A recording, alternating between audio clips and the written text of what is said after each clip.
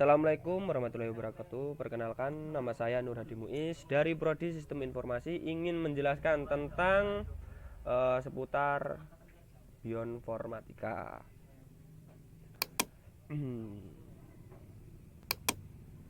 Kita masuk pertemuan yang pertama, menjelaskan tentang pengertian bioinformatika. Bioinformatika didefinisikan sebagai cabang komputasi dari biologi molekuler yang merupakan teknologi pengumpulan, penyimpanan, analis, interpretasi, penyebaran, dan aplikasi dan informasi biologi. Perkembangan bioinformatika dalam dunia sains. Perkembangan penetrasi teknologi informasi TI dalam perkembangan disiplin ilmu telah melipat gandakan perkembangan ilmu bersangkutan. Oke, lanjut. Berikut ini adalah beberapa perkembangan bioinformatika dalam dunia sains, meliputi A. Bioinformatika dalam bidang klinis. Data yang disimpan meliputi data analisa, diagnosa, laboratorium, hasil konsultasi dan saran, foto retrogen, ukuran detak jantung, dan lain-lain. Yang B. Bioinformatika untuk identifikasi agen penyakit baru. Bioinformatika juga menyediakan tool yang sangat penting untuk identifikasi agen penyakit yang belum dikenal penyebabnya. Oke, lanjut. Yang C. Bioinformatika untuk diagnosa penyakit baru. Untuk menangani penyakit baru diperlukan diagnosa yang akurat sehingga dapat dibedakan dengan penyakit lain. Terus yang D. Bioinformatika untuk penemuan obat.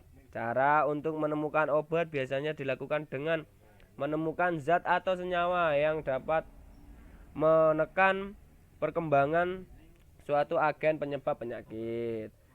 Kan? Kita lanjut.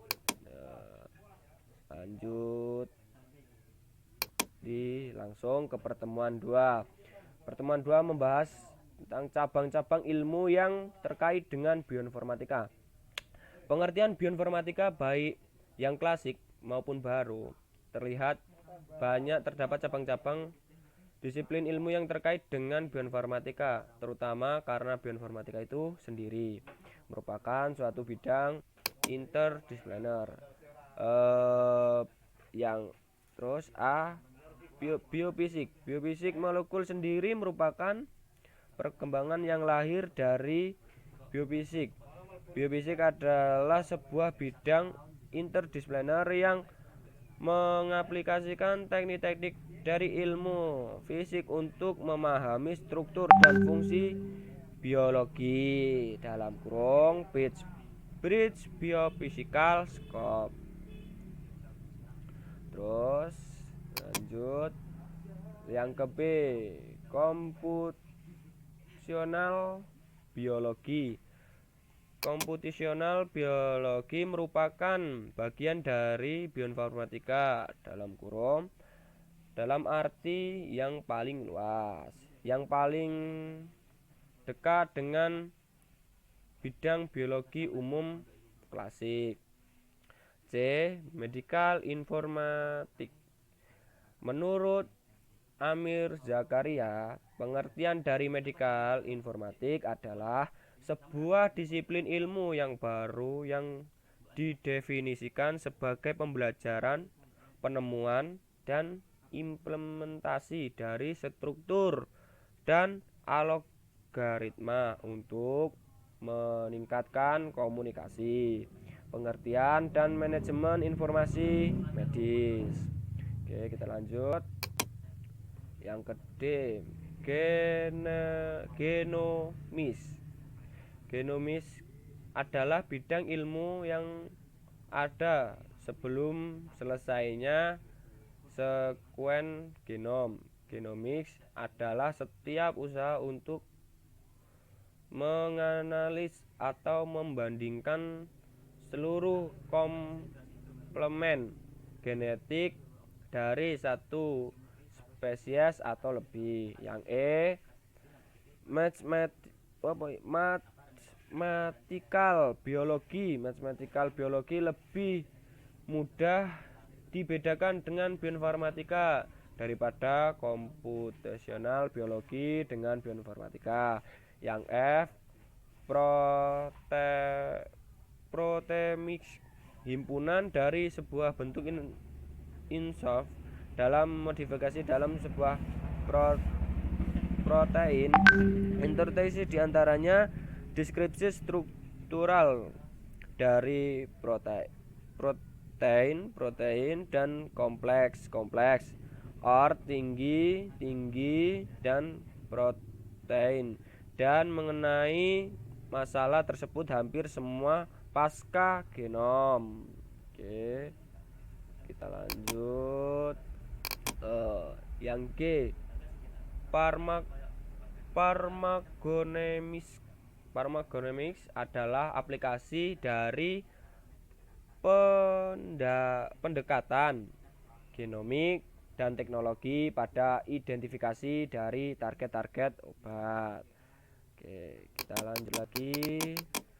Di sini pertemuan 3. Pertemuan 3 adalah teknologi dan penerapan bioinformatika. Teknologi bioinformatika secara umum pada saat ini banyak pekerja bioinformatika berkaitan dengan teknologi database. Penggunaan database ini meliputi baik tempat penyimpanan database umum seperti Genbank atau PDB maupun database pribadi seperti yang digunakan oleh grup riset yang terlibat dalam proyek pemetaan gen atau database yang dimiliki oleh perusahaan teknologi. Oke, kita lanjut. Sini kita lanjut. Kondisi dan penerapan bioinformatika di Indonesia. Di Indonesia, bioinformatika masih belum dikenal oleh masyarakat luas. Hal ini dapat dimaklumi karena penggunaan komputer sebagai alat bantu belum merupakan budaya, bahkan di kalangan peneliti sendiri. Barangkali hanya para peneliti biologi molekul yang sedikit banyak mengetahui perkembangannya karena keharusan menggunakan perangkat bioinformatika untuk analisa data. Sementara di kalangan TI masih kurang mendapat perhatian.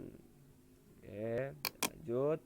Yang poin kedua, pengembangan vaksin hepatitis B rekombinan. Lembaga Biologi Molekul Eijkman bekerja dengan PT Bio Farma yang dalam kurung disingkat BUMD, Departemen Kesehatan yang memproduksi vaksin. Sejak tahun 1999 mengembangkan vaksin hepatitis B rekombinan, yaitu vaksin yang dibuat lewat rekayasa genetik. Selain itu, lembaga Eijkman juga bekerja sama dengan PT Diagnosia Depo-Biotech untuk mengembangkan kit diagnostik. Terus 3. Meringankan kelumpuhan dengan rekayasa RNA. Poin 1. Kasus kelumpuhan dystrophy Duchenne muskular dystrophy yang menurun kini dapat dikurangi tingkat keparahannya dengan terapi gen. Kelumpuhan ini akibat ketidaknormalan gen distrofin pada kromosom X sehingga hanya diderita anak laki-laki. Kan kita lanjut ke pertemuan 4. Pertemuan 4 membahas DNA sebagai materi genetik. Rantai DNA adalah sebuah polimer panjang tak bercabang yang hanya tersusun dalam 4 macam subunit. Subunit ini adalah deoksiribonukleotid yang mengandung basa-basa idemit A, C, sitonin, guanin, dan timin. Terdapat 3 hal penting pada struktur DNA dari hasil analisa kimia. 1. DNA mengandung sejumlah basa purin dan pirimidin yang sama dalam hilis ganda. 2. Terdapat kesetimbangan antara jumlah adenin dengan titin dan guin dengan sitosin. A sama dengan T dan G sama dengan C. Kan? Lanjut. Yang B, identifikasi manusia berdasarkan short tandem repeat STR DNA. Genom manusia terdiri dari untaian unit DNA berulang dalam sebagai ukuran yang terpola. Rasio DNA dengan pengulangan unit pendek 2-6 pp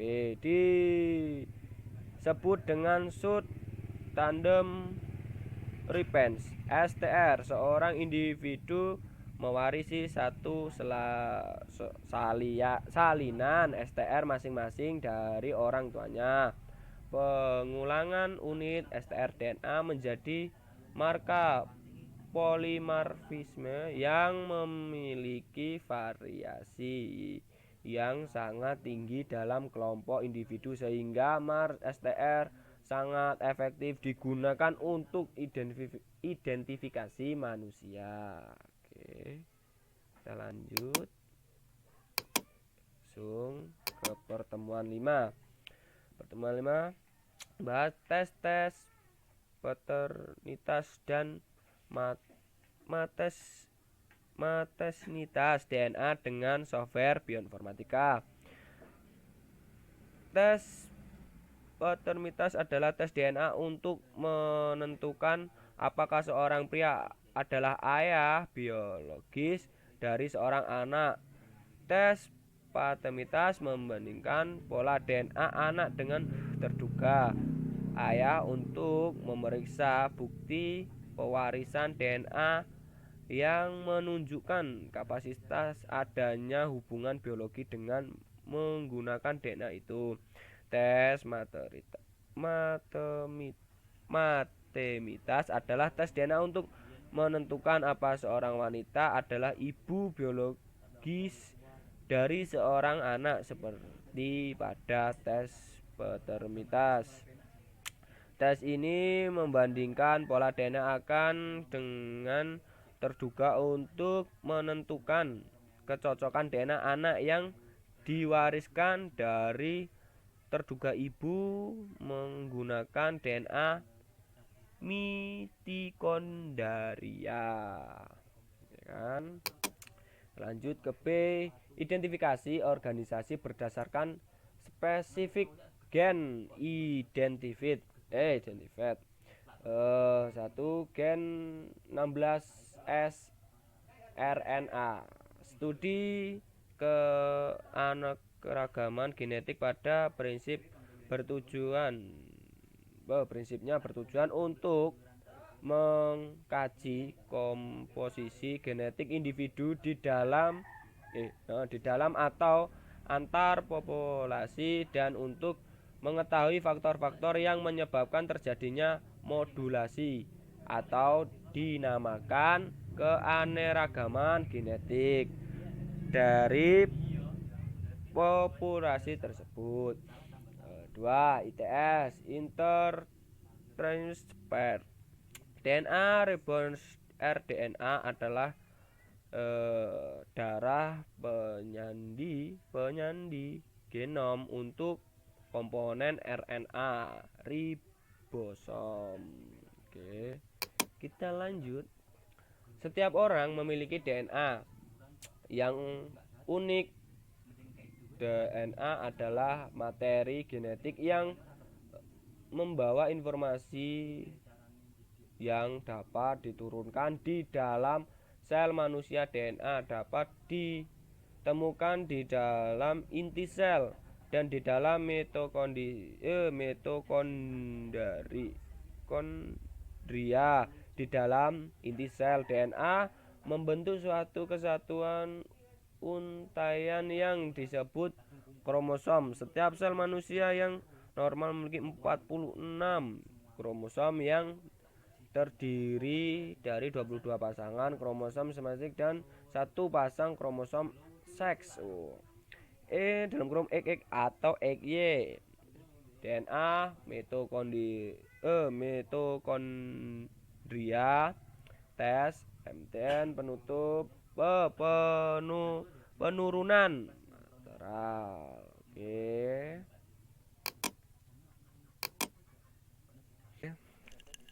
Oke, terima kasih. Sekian dari penjelasan saya yang menjelaskan tentang seputaran bioinformatika. Ya kan, kurang lebihnya ada salah-salah kata, saya minta maaf sebelumnya. Semoga bermanfaat video ini. Saya akhiri. Wassalamualaikum warahmatullahi wabarakatuh.